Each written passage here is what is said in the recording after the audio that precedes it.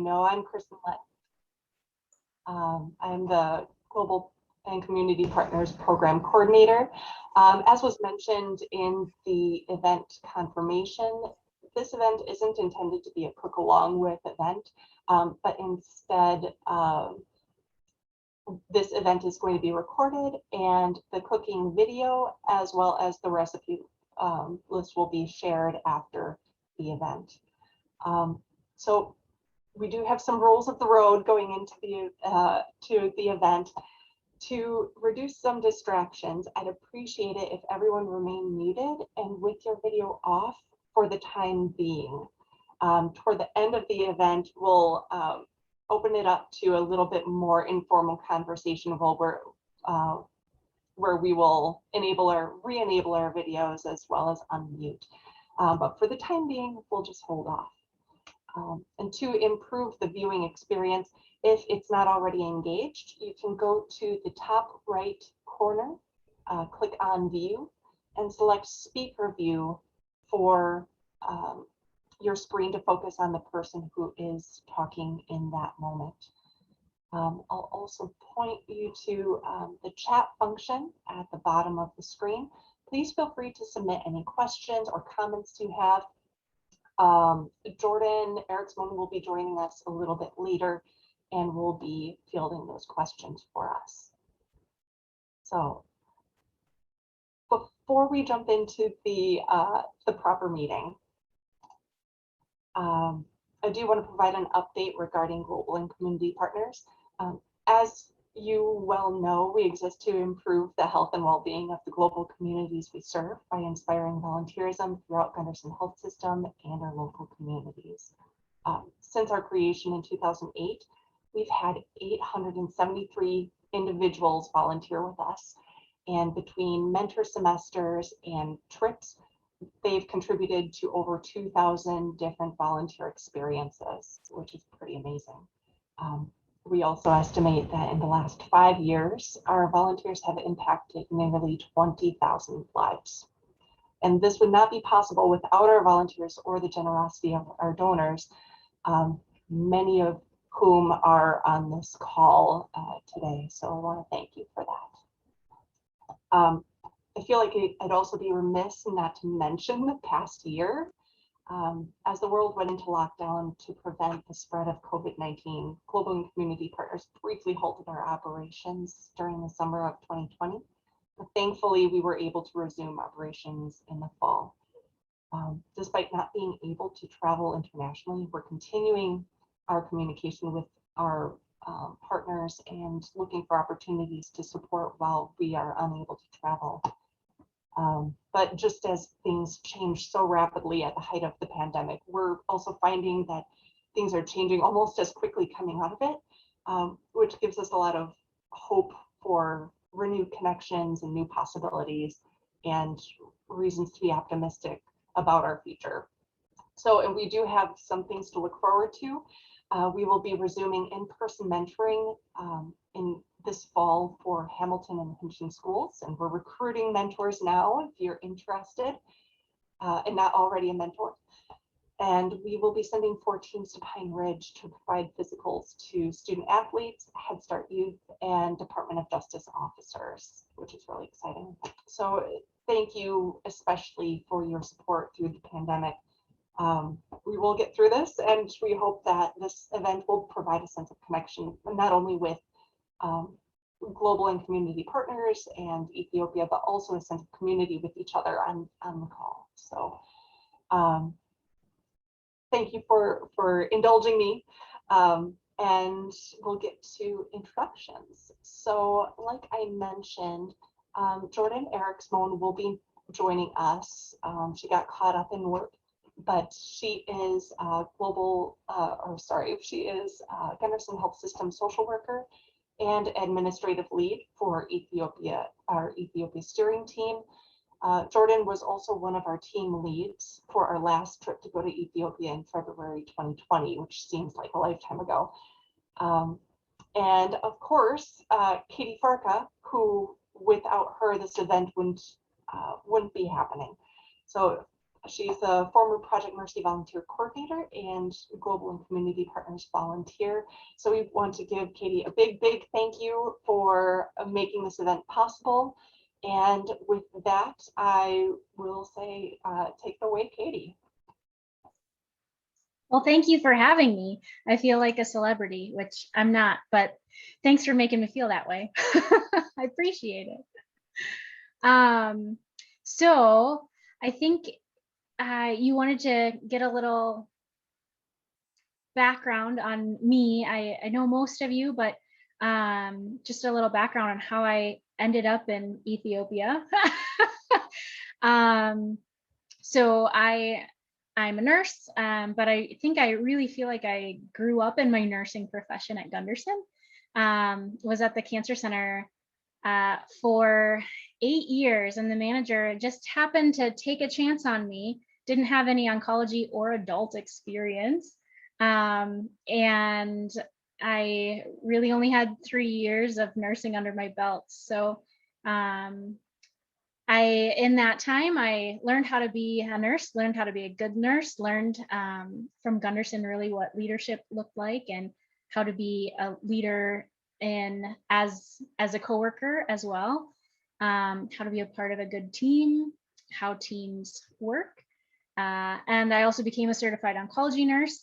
And right when I was in my sweet spot of oncology nursing, I pivoted really hard. And yeah, so a little reason why I did that pivot, I really always wanted to do missions. Loved the idea of medical missions, the idea of medical missions in Africa. And I had a couple years out of nursing school. I was able to go to Liberia on Mercy ships for a couple of months. Always thought I would go back and live on that ship, and it was going to be great, and it was going to take years, and never did that. And I came to Gunderson instead. So I finally I just really, really want to go back. So I applied for the Ethiopia trip, and I didn't get picked. And then somebody dropped out at the last minute, and they asked me if I wanted to go. I didn't get picked because I didn't have any post-op experience. I didn't have any operative experience, and it was a surgery trip. So again, somebody took a chance on me, and I went, and I loved it. It was a couple of other people's first times. So Bubba and Devin, and it was super fun, and to be able to go and experience a whole nother life, a whole nother world with other people, and whether they were well traveled or not traveled at all, that was super fun to be a part of. And so I wanted to do it again. And so I helped to co-lead the next year with Ellen, and then was on the steering committee at that point, like on the Ethiopia team. And we had started having those conversations within our team, but then also with Project Mercy, that really, you really need a clinic, a school clinic. You need something there to help with the health of the school kids in Yetaban. And then we really struggled with what to bring, what to teach, what to not bring as a medical group. And so we really needed some person on the ground who could coordinate those medical teams.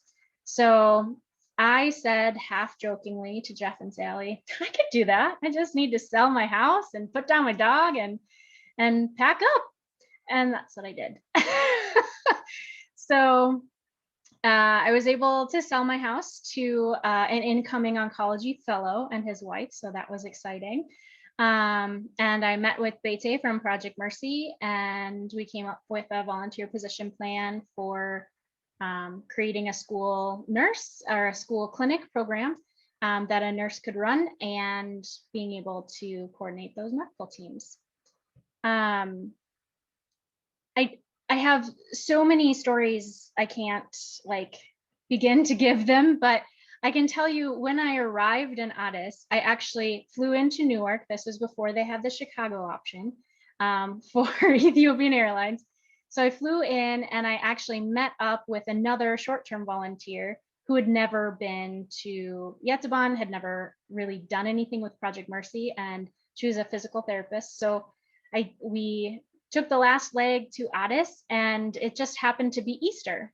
Normally our Easters don't coincide, and they did. And so everything was shut down. So we spent a couple of extra days in the hotel, and the hotel staff invited us to their Easter dinner and coffee and cake and all kinds of things. So that was like the first step into, okay, and you're going to have to learn how to continue to pivot every day and just go with the flow. So then it was 2.5 years I spent in Yetaban, which is in a pretty rural area of the southern nation. And I've got lots and lots of stories of, well, lots of stories of wounds and foot jiggers and lice and scabies. I did a lot of work with Tom's shoes and all of that. We have good stories, happy stories, heartbreaking stories. We've got stories about food and stories about animals. But it's hard to tell that, and maybe I'm just a really bad like missionary. I can't really give the good presentation of, this is the example of this and this. It's just part of me now. Like that's part of my story, and that's part of my growth and where I've come and where I'm going. So while the last Gunderson team was in Yetaban, I happened to also meet my husband, who was driving our ambulance at the time. So some of our group got to be a part of that weird story. So after I finished up my time in Yetaban, June of 2019, I moved to a missionary compound and rented a place there in Addis, and got ready for a wedding and hired a tutor because I'd never really actually learned Amharic correctly, and got married. Stayed there for about 3 weeks, traveled around, went on our honeymoon, went back to Yetaban to see the kids, and what we would consider our family there, my kitchen ladies, and and some of the hospital and church folks, and then we got to visit his family too in the rural area where he's from. And then I left him. I came back here, started a job, and started my master's in public health administration and policy. And then our visa process went really well until COVID hit, and then the embassy slowed down. So, well, it shut down. So we're still waiting for his interview. So hopefully he will come and join me soon. I'll finish up my master's in a year or two, and I was also able to start a supervisor role at the cancer center here in Shakopee, which I live in St. Paul, but I started this job in Shakopee. So getting a little bit of leadership under my belt. I think my last bit is, a lot of people say, what do you want to do? Like, are you planning on staying here? Are you planning on going back? And really my dream, and so my dream job, if I could get paid to do it and people would let me do it, would be to actually go into Ethiopian healthcare organizations and using high reliability organization tools to be able to improve healthcare safety, efficiency, and professionalism. We know that the nurses are quite a bit behind, decades behind us when we think about the professionalism that nurses in the U.S. are held to, and the nurses there can be held to that. We just don't, because of the hierarchy, society within, within healthcare organizations and that patriarchal top down, you do as I say, don't ever question, and nurses have to question. That's their job, to make sure that they're taking care of their patients. And I think there's efficiencies you can find everywhere. But anyway, that's what I'm learning in my master's program, and trying to figure out how I can apply that. So that would be my dream job. My husband's dream is for us to go back to his rural area and build a hospital and a school. He was impacted by Project Mercy as well for the 1 month he was there. And he really, really would like us to do that where he is from, because they do not have a hospital. I actually, when we were visited, funny story, one of the midwife students that I had helped to teach to get them ready for their exams actually was the midwife at the local clinic. They don't have a hospital, but they have a local health outpost. And so she actually was invited to come to the family's house for lunch while we had visited. So I think Project Mercy is far reaching. I've learned lots of things about organizations in other countries, and international relations and cross-cultural relations, and I'm still learning. But yeah, my heart is definitely firmly in Ethiopia, because, well, my husband's still there, so that could be a reason why. But yeah, so that's that. Well, thank you so much for sharing. It's so a wonderfully complex personal story that you have, and it sounds like there's some very interesting and intriguing options that you have moving forward. So, but it's interesting. It seems like your love for Ethiopia really started with your experience through global partners at the time, which is really, Yes. really intriguing. Definitely made an impact. Yes. Yep. So can you tell us a little bit about this video that you created when you were in Ethiopia? Yes.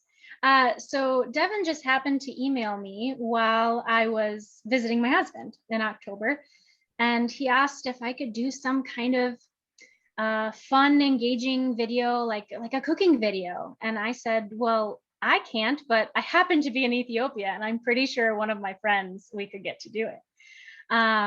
So I actually had friends that we were going to ask, and then their kid got sick. So then we had to have plan B, which was not going to be me or my husband cooking. So we had a lady that was coming to the apartment to clean and cook for us, so we didn't have to do it all the time. And she's also in culinary school. And so she was very excited to cook for us on camera. I do have to say that she wore her very best outfit. She brought her apron from school to wear while she cooked, and she kept her pretty shoes on. And I have to mention that because my parents said I kept cutting her head off, because it's such a small kitchen that I couldn't get her whole person in there and the pot. So we were focusing on the food. So you see her shoes a lot. And this is a typical apartment. We don't have a refrigerator, we don't have a stove, we don't have an oven, we don't have running water a lot of the time. And at the beginning of the video, we also had started the video when we didn't have power. So yes, it is what it is. But yes, her name is Marta, or Marti is what we call her. And can you tell us a little bit more about the dish that she'll be cooking, and Sure. any insight that you have or want to share about Ethiopian cooking and just in general? Yeah. So this is Misr Wat, which Misr is just lentils. And it was actually my favorite food for a very long time because I could eat it with a fork, and I didn't eat injera for 2 years. And then I finally started eating it. And then everything seemed to be a whole lot easier. So it's probably the easiest thing to make here because we have lentils, we have all of the ingredients we need. And I think Burberry, I don't think I say this in the video, but if the co-op still has it, it always had it. It is expensive, but they have it in their bulk spices. I get it, in kilo bags and I bring it home, but they do have it. And if you don't do super spicy food, then you're going to want to cut down even further because we used a lot of spice in our dish. I have no idea how to make injera. We buy it at the store. I will learn someday when my husband comes and we get like a full-on injera maker. I go down the street. I live just a few blocks away from 2 Ethiopian restaurants. So one of them knows me. I go just about every week. So they know my name. They know about everything that I do. So yeah, they're my other half, I guess. So yes, that's the other thing that so wat in general is just means like stew. So it is everything that we put in stew-like substance is called wat. Something and wat. So chicken and wat or whatever it is. So it's pretty simple, the food, and spicy. Okay, thank you. So we'll play the video and I will share my screen so everyone can see it. The video is about 13, 14 minutes long. So we'll get that queued up right now.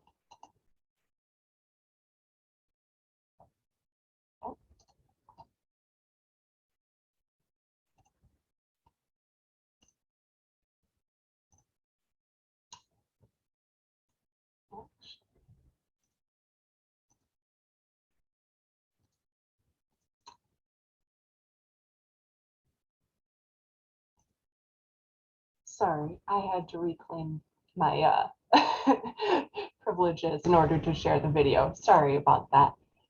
Here we go.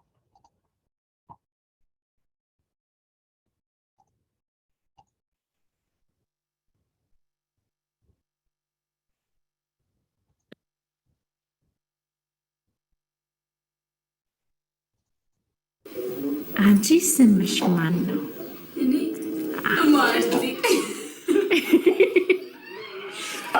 Marty is making us food today. She's making, so let's see, half a kilo of onions, red onions, would be maybe 4 or 5 large red onions, 1 whole bulb of a good sized bulb of garlic, and 4 Roma tomatoes or 2 regular tomatoes. And that's the start of our Misr Wat. Misr means lentils.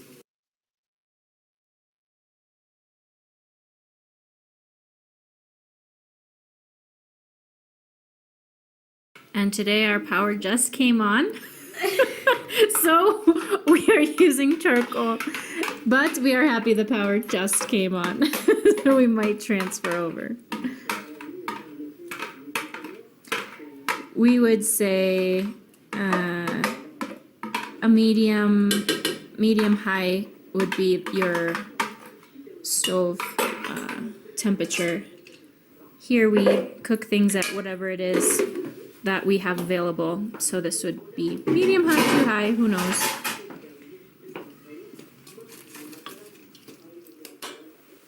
And it's quite a bit. So get a good sized pot to start with. or cut it down as you'd like.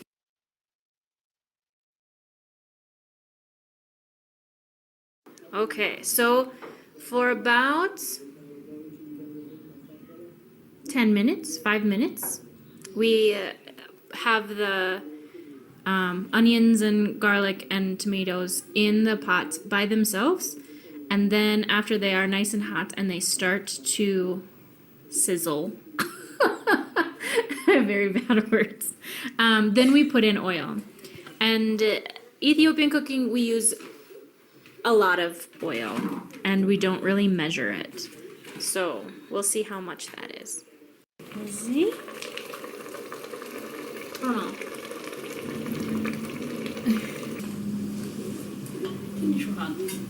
ትንሽ ውሃ እሺ so what does that mean?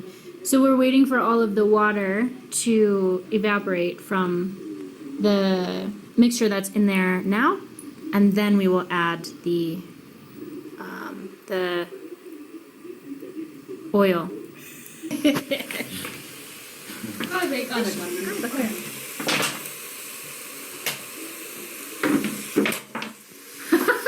It goes.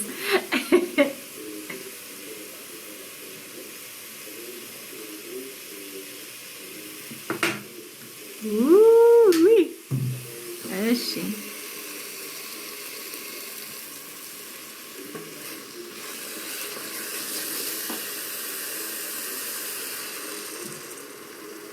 So for the oil, we've got a good cup. If you use a non-stick pan, you can probably get away with a little less than that, or a lot less than that. We use sunflower oil here. Any vegetable oil would be fine. And that's like an 8-ounce glass, so yeah, we're at about a cup-ish. Yeah. Okay, and then we do, half cup? Half cup, okay, a half a cup of oil. And then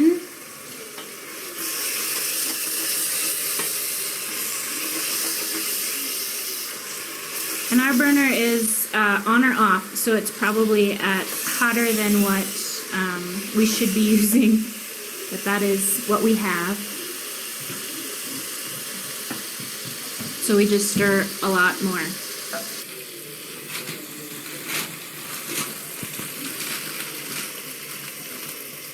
So now we're going to add Burberry.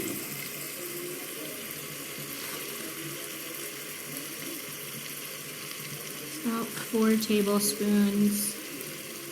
Another 5 or 6 tablespoons. It is spicy, so if you want less than that, you can have less than that. But that's our typical.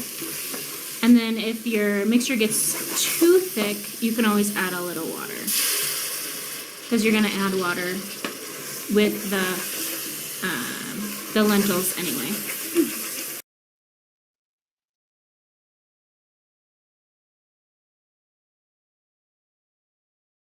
And now you can smell the spice.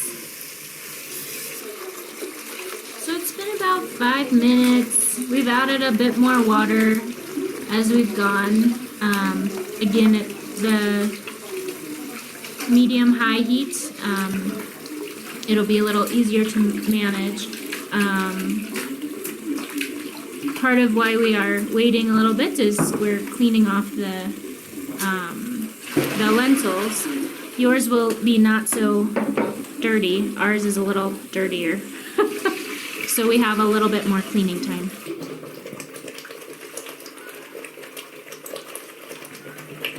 The amount of lentils we have is about a pound, a half a kilo. And again, depending on how much you're making, you're probably going to have less than that. Our lentils are red lentils. They're the best kind to use for Misr Wat. You don't want to use the green or the brown lentils. It's a different taste.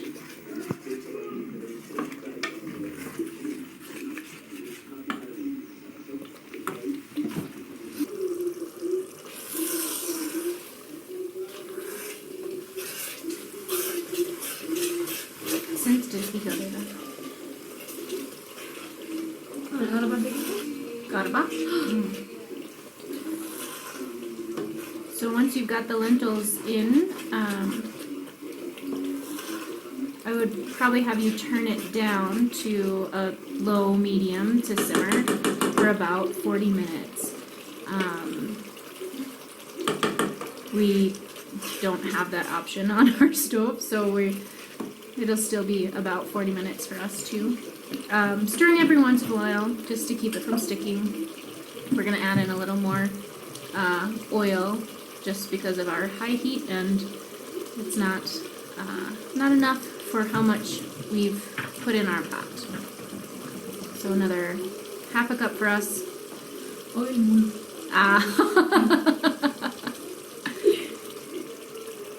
But again, if you're using less heat and a nonstick pot, you shouldn't have as much trouble with needing so much oil. But you will notice when you come to Ethiopia that the food that we serve typically has quite a bit of oil in it. So we're gonna add hot water is always best. We don't typically add cold water unless we have to.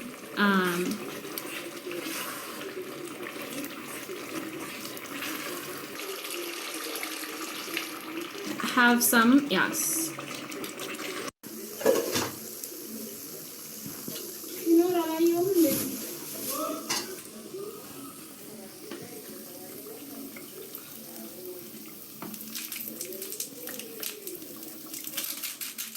So here we use Knorr, but in America we would use, could be vegetable, you could use chicken if you wanted to, but this is like vegetable stock. You could use the powdered stuff, you could use a cube, but they use a whole, so it'd be a whole cube's worth, or I think it's a teaspoon if you're using the better than bouillon stuff, which is what I typically use at home.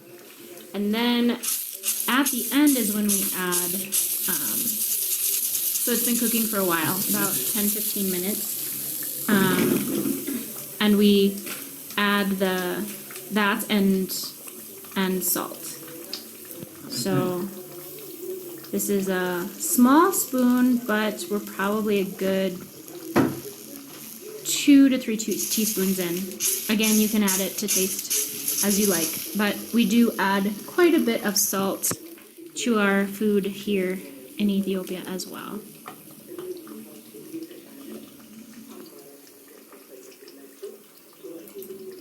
Don't do it. What? Please.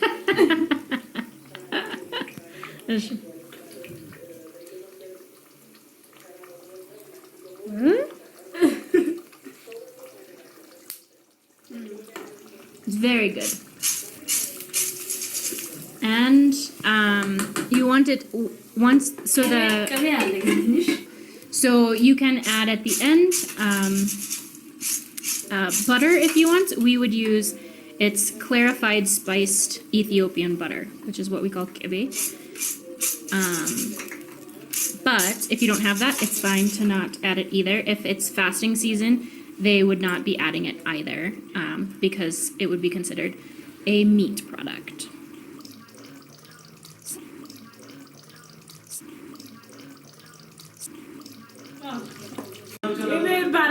Kebe! ጥሩ ነው። እሺ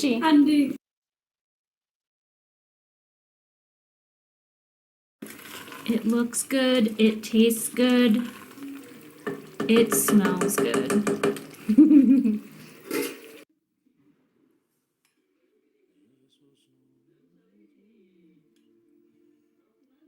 አስገራሚ ምስል ነው። ዝም ብዬ ሳየው ማለት ነው። ግን በልቼ ደግሞ አስተያየት ጸልይ እንጂ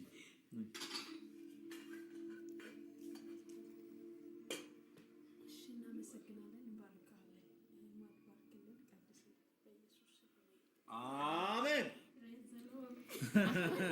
Shows one time.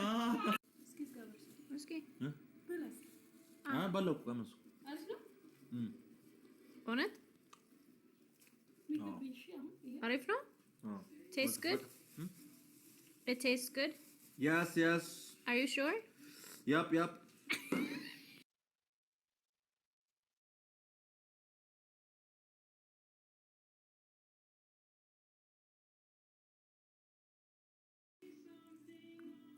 Konjono?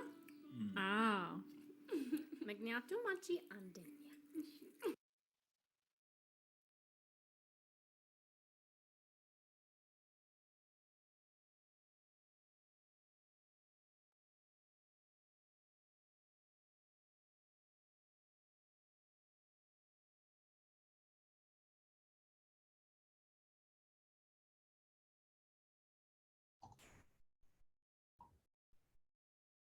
So my mouth is watering.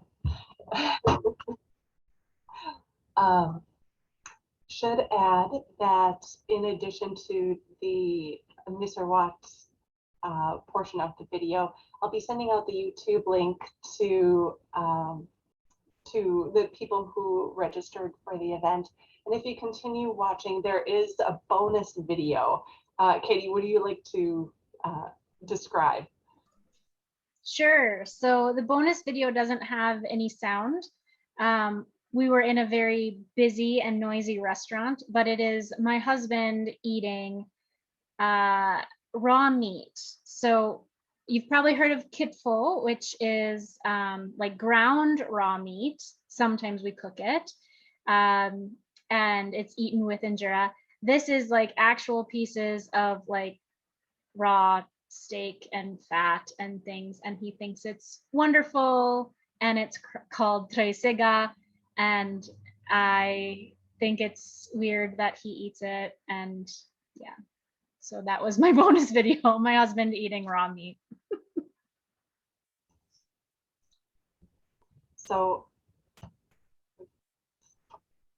I don't think we have any questions that have come into the chat. At this point, actually, Ellen, I think it's time to invite people to enable their video and unmute. And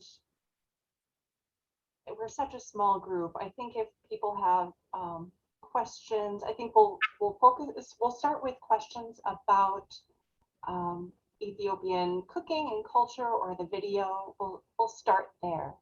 So feel free to unmute as you like.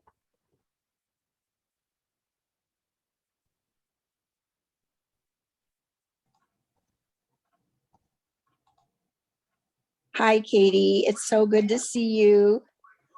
You too. I'm happy for you. Congratulations. Thank you.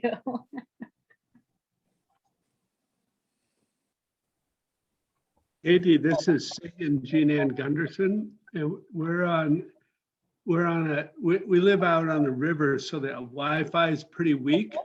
But my question is, where is your apartment, and where are you guys living when you're in Ethiopia? Yeah, so we're in Addis Ababa in one of the sections of Addis, and there are several big apartment buildings there, and he's actually got a couple of friends who live around him. So that's kind of how he found the place. But yeah, it's nothing special. Definitely not like Bole, the nice area.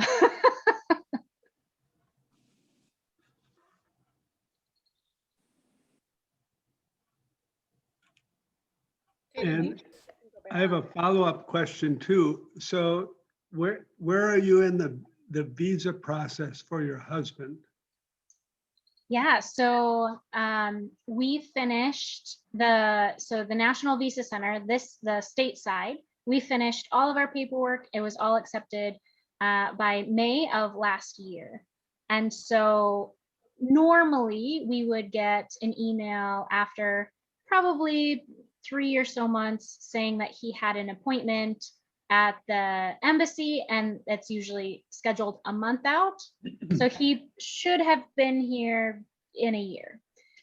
But it's been a year and a half and we have no appointments. So I'm hoping that second anniversary we get to spend in this country together, but we'll see. Nice.